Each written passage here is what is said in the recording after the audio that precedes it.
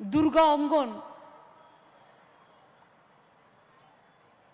Tender আশা করি হয়ে গেছে, দ্বিবেদী ফাইনাল হয়ে গেছে, এখন কাজ শুরুর পালা।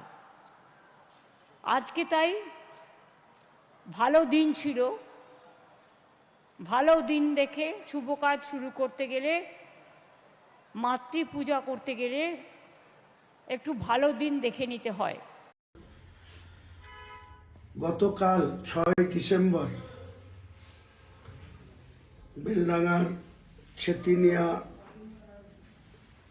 NH-34 সংলগ্ন জায়গায়, যেটা বাবরি মসজিদের ভিত্তি স্থাপন হয়েছে, সেখানে 4 লক্ষ মানুষের উপস্থিতিতে, এছাড়াও কৃষ্ণগড় থেকে বহরমপুর, জলঙ্গি থেকে বহরমপুর, কাঁদি থেকে বহরমপুর,